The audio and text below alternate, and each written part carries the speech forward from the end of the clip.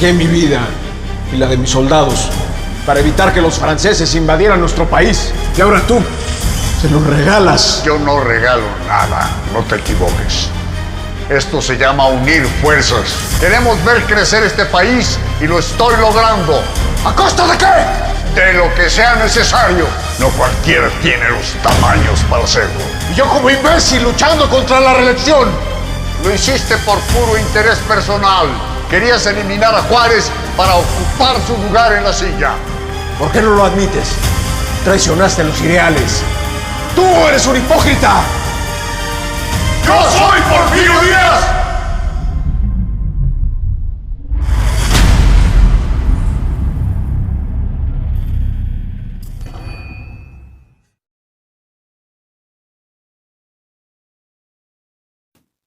Porfirio Díaz logra años de prosperidad nunca antes vista en México. México había dejado de ser un país problemático, ya era un país civilizado, ordenado y moderno.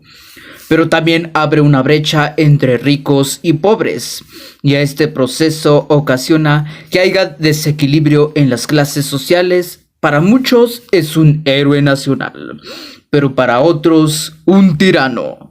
Porfirio Díaz nació en 1830 en Oaxaca, en la clase media.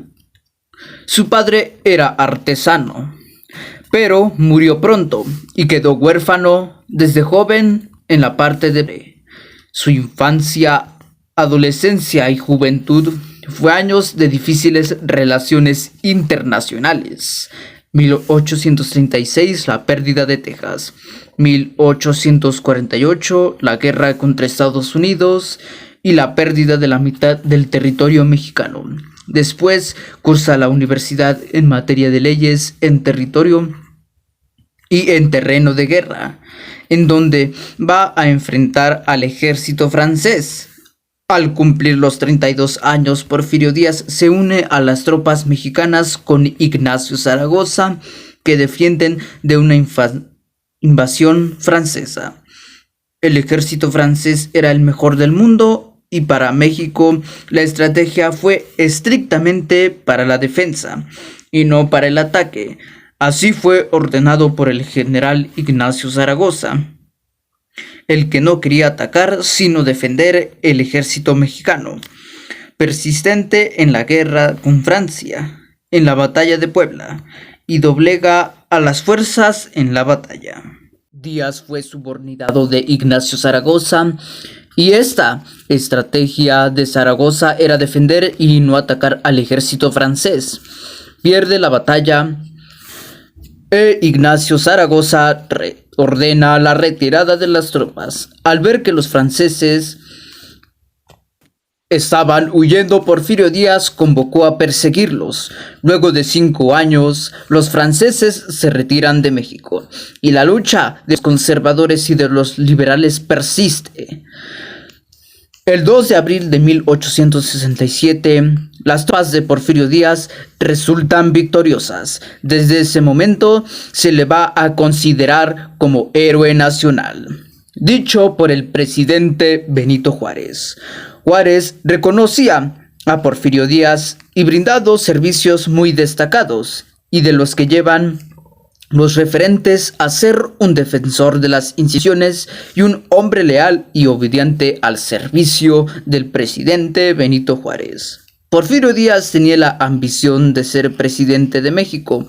Lo intentó por una ocasión, pero fue vencido por Benito Juárez y presentó como candidato en 1868 y en el 71, y en ambas fue vencido por Benito Juárez. A partir de esas experiencias, Porfirio Díaz desconfía de los procesos electorales.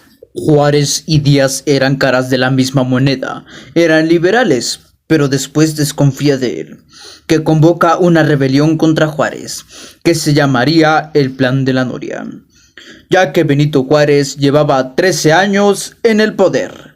Este plan proclama en contra de la reelección del presidente Benito Juárez. Su eslogan es menos gobierno y más libertad. Este plan era precisamente a favor de la Constitución y el último intento de Benito Juárez para reelegirse. Benito Juárez fue reelegido en 1871 y murió en 1872. Por disposición constitucional, quien asumía la presidencia era Lerdo de Tejada. Porfirio Díaz estaba seguro de dos cosas: una, de que Lerdo no llenaba los zapatos de Juárez y que no tenía una gran raíz del grupo liberal como lo habría sido Juárez. 2. Le parecía una presidencia muy innecesaria y conflictiva. A eso se levanta Porfirio Díaz. La Noria fue una rebelión fallida, pero la rebelión de Tuxtepec fue triunfante.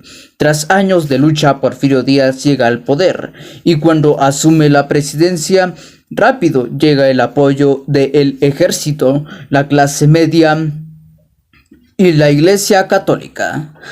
Tras terminar su mandato, se casa en segunda ocasión con Carmen Romero Rubio, con 30 años menor que él, e hija de un importante empresario mexicano.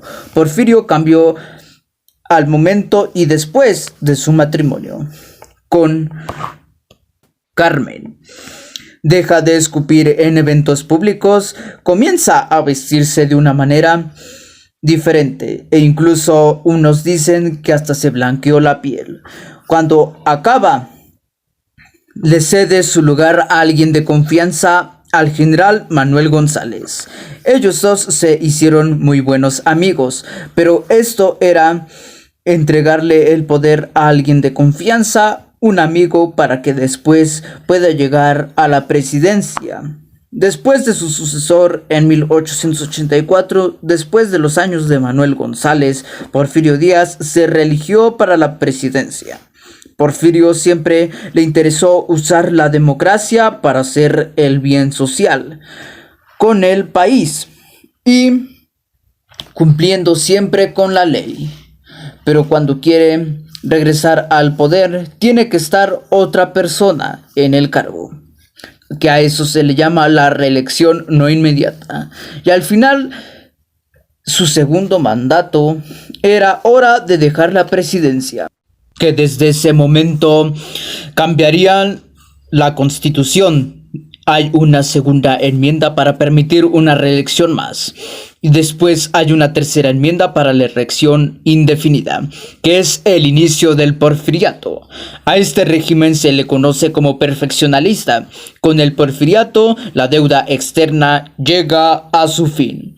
Y esta fue la puerta para los préstamos internacionales que le van a dar Porfirio Díaz a ser el principal sustento financiero. Gracias a la inversión extranjera, México cuadruplica la red de ferrocarriles y de telégrafo en un periodo de 25 años y el ferrocarril se convierte en el símbolo del modernismo. Y también durante el porfiriato el país llegó a una gran modernización y surgen nuevas clases sociales. Generaron el desarrollo de enormes clases en las industrias, pero después provoca desequilibrio en las clases sociales. Los obreros tenían una forma de cobrar que era a través de baldes que se intercambiaban y eran largas horas de jornada para nada más recibieran pocas despensas y no tenían grandes beneficios de prestaciones y la tienda de raya no funcionaba como los obreros querían que funcione. Estas clases nuevas tenían muchas demandas y eran laborales, de huelga, sindicales. Después de las fábricas hacían huelgas. No fue la intención de Díaz en contra de los obreros, pero ellos lo tomaron así. Porfirio Díaz nunca tomó en cuenta la clase obrera para el progreso del país, porque apenas se lograba formar.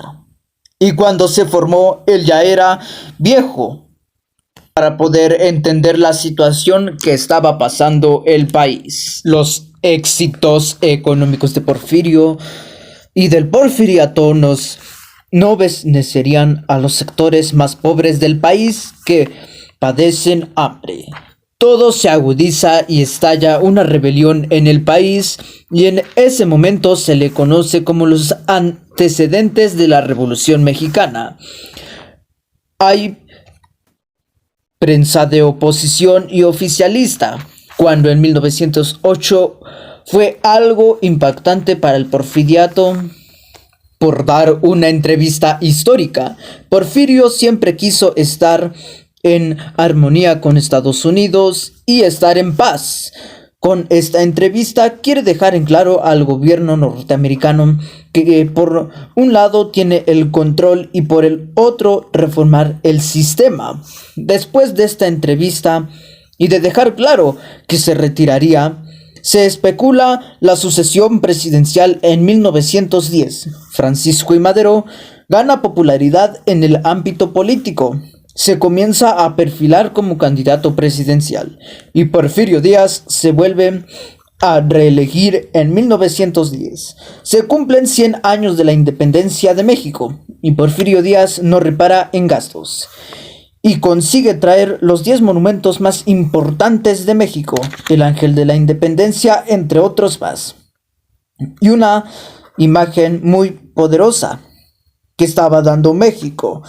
Casi todo el mundo llegaría a celebrar los 100 años de la independencia de México. Se veía que México sería un gran país sin problema en todos los ámbitos. A pesar de los brillos del centenario de la independencia, hubo voces críticas para que se levantaran en armas y que no era posible estos festejos, porque el país estaba sufriendo de hambre.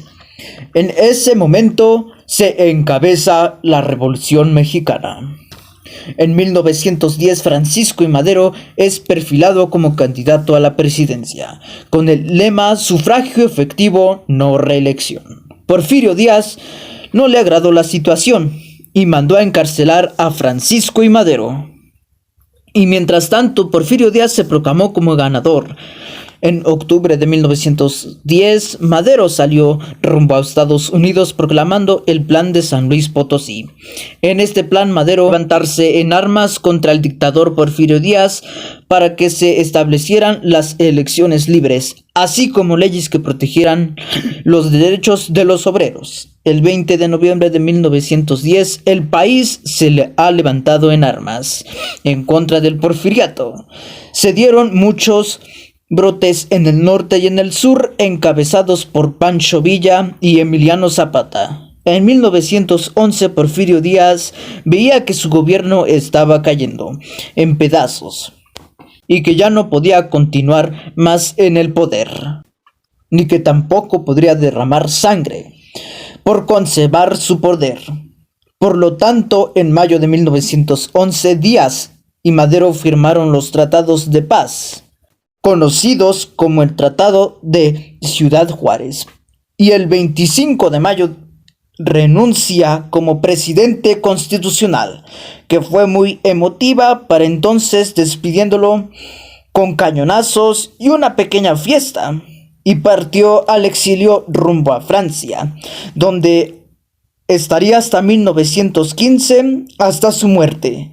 El dictador se fue para no regresar al país. Madero llega triunfal, dando así el fin del porfiriato. En octubre de 1911 se celebran elecciones. Francisco I. Madero se postuló como candidato y es elegido como presidente. Y toma protesta, pero no ayudó mucho en que su gobierno.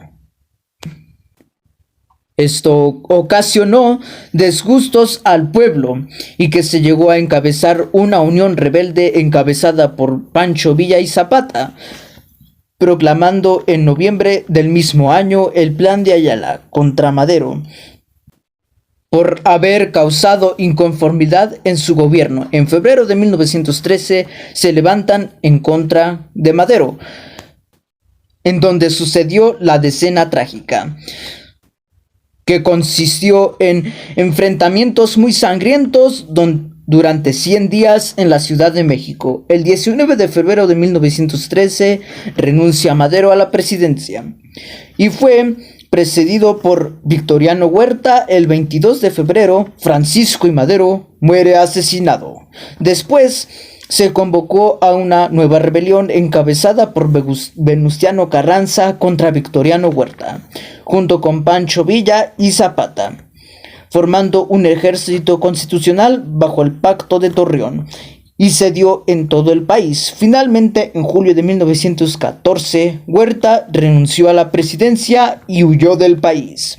Ya en octubre de 1914, comenzaron las sesiones de convención revolucionario en la Ciudad de México, convocados por Carranza, que buscaba las reformas que darían y deberían implementarse.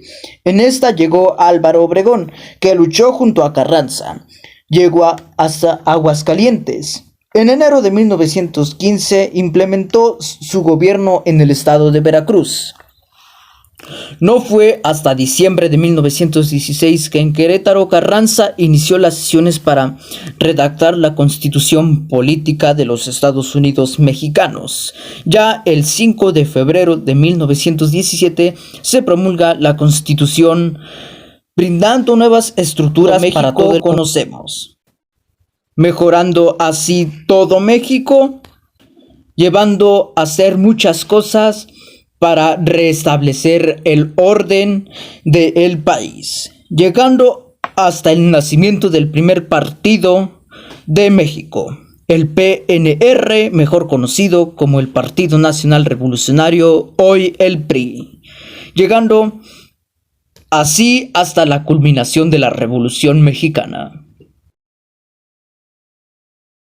Gracias a todos por estar aquí en el 111 aniversario de la Revolución Mexicana. Mexicanos y mexicanas, que nos ayude los derechos y las importancia de estos movimientos para que nosotros, mexicanos de la actualidad, hagamos de México un país mejor. Llevemos a México a lo grande. Mexicanos y mexicanas, unámonos por una sola causa, así como los miles de héroes que pelearon en la Revolución Mexicana. Hagan de este país una gran nación. Lo podemos hacer con la unión y con la educación para hacer que México sea un gran país próspero y que tengamos un gran triunfo, no solo hoy, sino que lo logremos en décadas, en siglos. Pero lo importante es pensar en la actualidad de nuestro querido y amado México. Gracias a todos por estar este día y no lo olviden, así es la vida.